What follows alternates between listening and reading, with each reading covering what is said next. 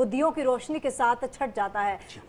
तोहफों की बात कर रहे थे जेपी सिंह जी, आपसे एक सवाल करना चाहूंगी, तोहफे देने क्या चाहिए ये तो चलिए आपने बता दिया, किसी ने हमें क्या दिया है इसके बारे में कैसे पता चलेगा, क्योंकि ये तो बहुत ज़्यादा रिस्की हो जाएगा, क्योंकि मतलब कह सकते हैं कि खाया पिया कुछ नहीं, गिलास थोड़ा बाहर आने का, तो ये तो बहुत ही असमंजस वाली स्थिति हो जाएगी। नहीं, बहुत अच्छा प्रश्न है और इसका सरलतम उपाय बता देता हूँ आपको। अगर मान लीजिए आपका राहु पीड़ित है और आपको कोई मोबाइल गिफ्ट कर देता है, अब थोड़ा सा जिगरा बड़ा करना पड़ेगा, इसे आगे गिफ्ट कर दीजिए।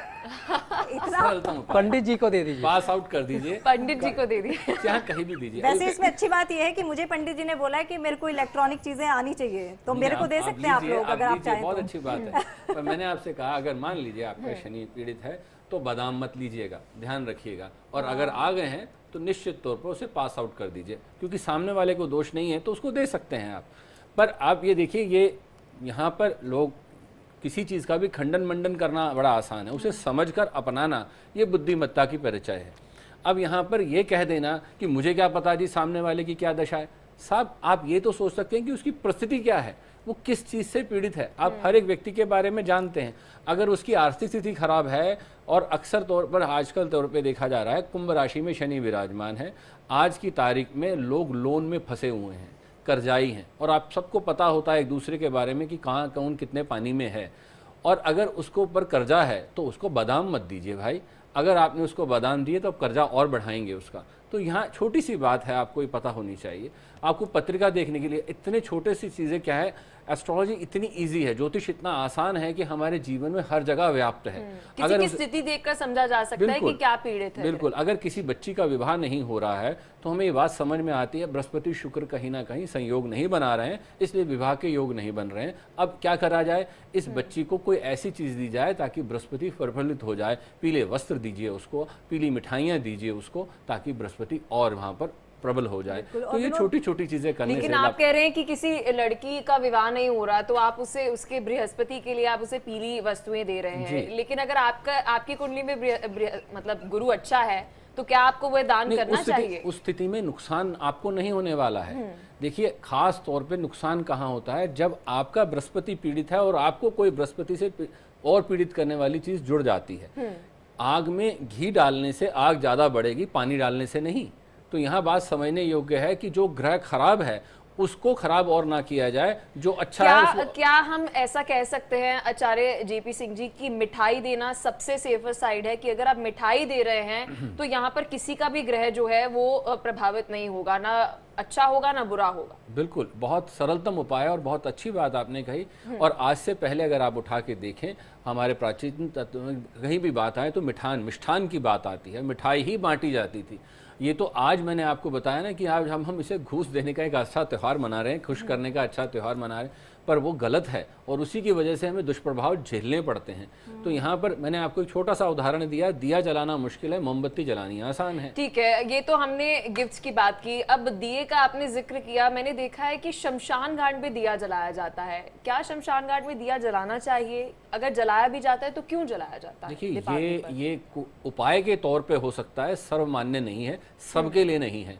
आप शमशान घाट की जगह पर मैंने आपको बताया यम दीपक अपने घर के अग्नि कोण में अगर आप जला रहे हैं तो अपने पितरों को यहाँ पर नमस्कार कर रहे हैं, उनसे अपनी सेवा याचना कर रहे हैं कि हाँ प्रभु हमारे पितरों को प्रसन्न करें और हम पर आशीर्वाद बनाएं उनका। इस तरह से आप यम दीपक जला सकते हैं। शमशान में जाकर दीपक जलाना मैं कहीं से औचित्य नहीं समझता उसका, और अगर कोई उपाय के तौर पर कर रहा है तो ये उसका पर्सनल डिसीजन है, वो कर सकता है। बिल्कुल। और आचार्य विनोद जी, जैसा कि आपने शुरुआत में ही कहा कि दीपावली जो है वो टोटकों का भी त्यौहार कह सकते हैं, क्योंकि इसमें ऐसे उपाय होते हैं जो आपके पूरे जीवन को समृद्ध बना सकते हैं। किसी भी तरीके से अगर हमसे गलती हो जाती है, पूजा पाठ में गलती हो जाती है, जैसे हम उपहारों के लेन देन की बात कर रहे हैं, क्योंकि अगर मैं स्पष्ट तौर पर कहूँ तो मुझे नहीं लगता कि हम में से पूरी जो ज़्यादातर लोग हैं वो ये सोचकर गिफ्ट देते होंगे कि इसके घर में कैसी परिस्थिति है, देना चाहिए अच्छी बात है, लेकिन बहुत कम ऐसे लोग होंगे जो इतनी गहनता से सोचते होंगे और फिर गिफ्ट देते होंगे।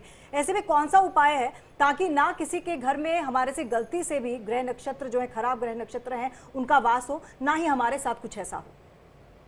जी निश्चित रूप से, क्योंकि दिवाली में तो भाई बहुत सारे ज्योतिषीय जो उपाय हैं और कुछ अवरोध भी यहाँ पे हो रहे हैं ज्योतिष के अनुसार तो उसका भी पालन होना चाहिए। तो लेकिन जहाँ तक मालूम हो वहीं तक पालन हो भी पाएगा। यदि हमको राशि, लग्न, स्वभाव और उसके व्यवहार के बारे में हम जान रहे हैं तभी कर पाएंगे, नहीं जान रहे हैं तो फिर नहीं कर पाएंगे। तो हमारा शास्त्र क्या कहता है? हमारा शास्त्र निश्चित रूप से कहता है कि अनजाने में कोई चीज़ गिफ्ट मिले तो वह आपके लिए पुण्यकारी है, क्योंकि वह प्रसन्नता से दे रहा है। और प्रसन्नता से दिया हुआ कोई भी चीज़, चाहे वो सोन पापड़ी क्यों ना हो, भाई कोई भी चीज हो, सोन पापड़ी क्या, एक मिट्टी का टुकड़ा भी कोई दे दे तो वह स्वर्ण युक्त हो जाता है। हो सकता है उस भाग्यशाली व्यक्ति के हाथ से दिया गया वह मिट्टी का कंकड़ आपके घर में रखते ही आपके भाग्य निश्चित रूप से पलट जाएं। एक बात मैं यहाँ पे निश्चित रूप से रखूंगा, हालांकि जीपी जी ने बहुत अच्छा बताया कि शमशान में दीपक नहीं जलाना चाहिए, मेरा भी मानना है कि नहीं जलाना चाहिए। लेकिन हमारे यहाँ एक मान्यता है जी कि हमारे पूर्वज जहाँ पे हैं, क्योंकि दिवाली में जो पूर्वजों को भी तृप्त किया जाता है, इसलिए यदि उनका कोई भी स्थान सुनिश्चित है तो पंच दीपक के बाद अपने खेतों में जाके लोग दीपक जलाते हैं। किस लिए? अच्छी फसल हो। तो शमशान में भी यदि चिन्हित स्थान है, आजकल का जैसा शमशान नहीं है, यदि चिन्हित है तो वहां भी अपने पितरों को प्रकाशित करने के लिए उनके अंदर जो भी अगर दुख है, क्योंकि हमारी संस्कृति आत्मा में विश्वास करती है और जो है एक तरह से मोक्ष और अमोक्ष में विश्वास करती है, तो वहां भी आप दीपक जला लेंगे। अब बात करते हैं टोटके की। यदि आपका राहु खराब है, अष्टम भाव, खष्टम भाव और द्वादश भाव, इनको त्रिक भवन कहा गया है। त्रिक भवन में यदि कोई ग्रह पापक ग्रहों की पीड़ा होती है तो निश्चित रूप से व्यक्ति का जीवन बीमारियों में फंस जाता है। कभी कभी तो ऐसा होता है कि डॉक्टर भी रोग को नहीं समझ पाते हैं। आपके भी जीवन में ऐसे दिन आए होंगे। तो दिवाली का एक उपाय निश्चित रूप से आपके जीवन में आरोग्यता प्रदान कराएगा। क्या करना है? देखिए, ये जो आपके द्वारा किया जाने वाला उपाय है, मैं ये कहीं नहीं कह रहा हूं कि आप डॉक्टर के पास ना जाएं। जब हमारा भाग्य प्रबल होता है तो कोई डॉक्टर आंख मूंद के एक दवा देता, वही दवा हमारे लिए अमृत हो जाती है। और जब तक भाग्य नहीं अच्छा होता है, रोग पकड़ में नहीं आता, बार बार दवा खाते रहे, तो भाग्य को बढ़ाने के ये टोटके हैं। आपको क्या करना है? काली सरसों लेना है और हल्का सा भून लेना है। भून करके उसे मिक्सी या सिलबट्टे पे पीस लें। सरसों का तेल डाल करके उस बीमार व्यक्ति के पूरे शरीर में उपटन लगाएं। और एक चीज ध्यान रखें, जहां पे बैठा के उपटन लगाएं वहां पेपर वगैरह। लेकिन आचार्य विनोद जी, कहा जाता है कि सरसों का तेल हर व्यक्ति को अपने शरीर पर नहीं लगाना चाहिए, तो क्या ये सब पर लागू होगा? देखिए, वो चीज अलग की है। इसके बारे में हमसे आप बात करेंगे, तेल किसको लगाना चाहिए, कब लगाना चाहिए, या शास्त्रों में रविस्तापम कांति वितरति शशि भूमि तन, ये शास्त्र की बात है। इसको भी यहाँ पे स्टॉप करो, ये बहुत लंबा प्रोसेस है। देखिए, तो आप जो है उपटन लगाएं। उपटन में सरसों का तेल और हल्का सा डालें और एक आसन पे, कोई आसन हो उस पे बैठा दे ताकि वह उपटन जमीन में ना गिरे। उस उपटन को ले जा करके रात्रि में चौराहे पे डाल दें। अब उसके रोम के छिद्रों से होता हुआ यह पुण्यकारी अमृत तत्व युक्त उपटन अमावस्या का उसके जीवन में अमृत संजीवनी बनेगा। और देखिएगा, डॉक्टर बहुत जल्दी उसे रिकवर करा देंगे।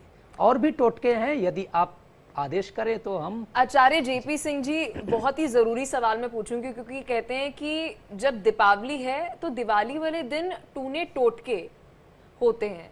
अब किसी पर टूना टोटका ना हो, कई बार लोग बचते हैं कि हम चौराहे से थोड़ा बचकर निकले, हो सकता है यहाँ पर टूना टोटका किया हो, अब उनसे बचने के लिए क्या कुछ उपाय? देखिए, बहुत उत्तम प्रश्न आपका।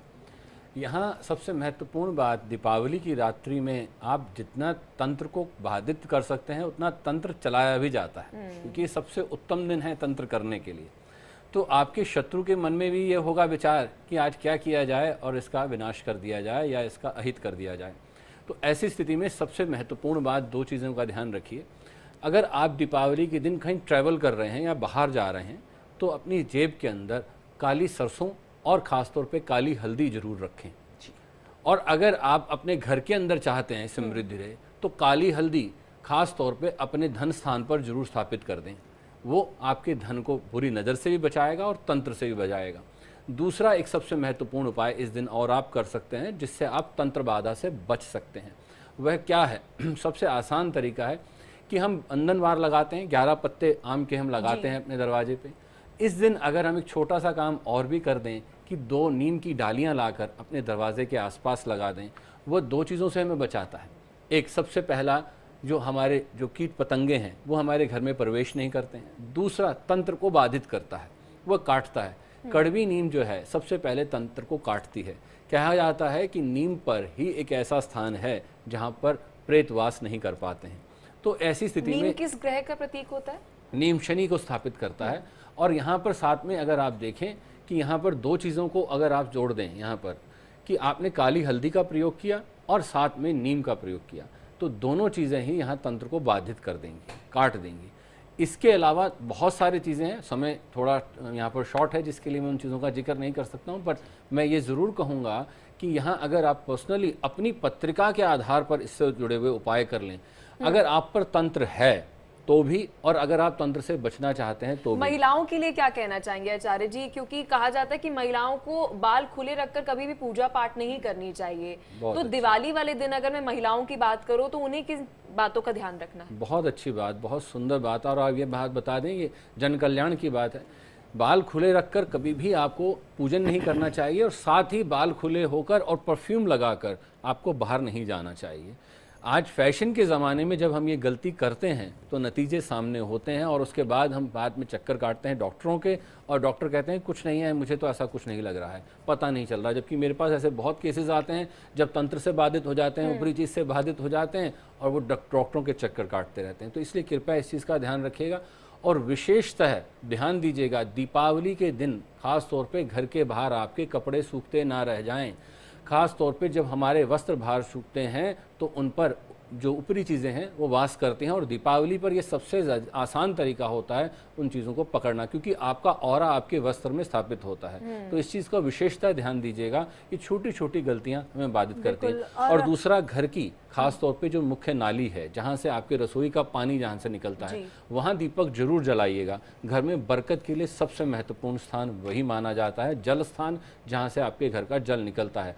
और अगर आपके घर में हैंडपंप है या बोरिंग है तो उसके पास भी एक दीपक जरूर जलाइएगा। जी, आचार्य विनोद बहादुर जी, इसी से जुड़ा मेरा ये भी सवाल है, क्योंकि जो भी चीज़ें बताई हैं आपने जेपी सिंह जी, वो तमाम चीज़ें हम भी करते हैं, कपड़े बाहर नहीं रखते हैं, कोशिश करते हैं कि बाल खुले छोड़कर पूजा अर्चना ना करें, लेकिन इस चीज़ को वेस्टर्नाइजेशन में मत लीजिएगा।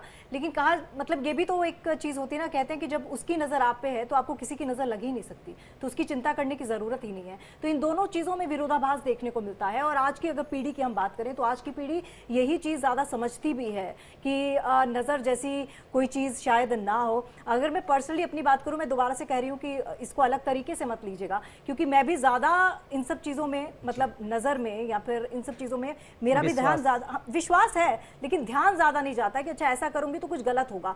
क्या वो नेगेटिविटी भी हमारे दिमाग का एक कारक होती है कि वैसी चीज़ें हो जाती हैं? जी देखिए, मैं इस पर एक छोटी सी बात आपको कह दूं।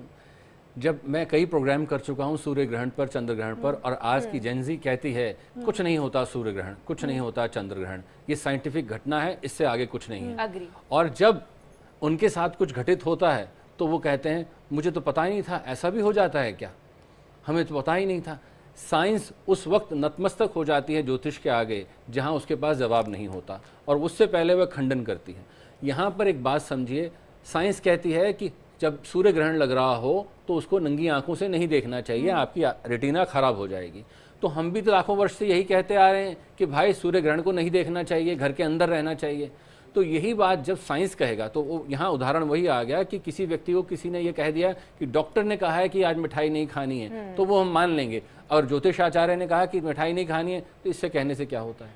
तो यह आप देखिए कि आपको किसका मुझे अनुसरण लगता है करना है। इससे लेकर आचार्य जेपी सिंह जी, मैं आपकी बात से बहुत सहमत हूँ। एक लंबे समय से मुझे लगता है हमारे शास्त्रों को लेकर एक नैरेटिव भी फैलाया गया है कि ये सब तो पुरानी बातें हैं, आज नया जमाना है, मॉडर्न जमाना है, मॉडर्न बातों को जो है वो मानो, साइंस को मानो। जी जी, बिल्कुल ऐसा ही है। कारण क्या है, आज साइंस को आप बिल्कुल मानिए, पर अपने संस्कारों, अपनी संस्कृति, अपने अध्यात्म को मत भूलिए। सनातन धर्म वह धर्म है जिसके अंदर वह साइंस छुपी है जो आज की साइंस उसे ढूंढ रही है।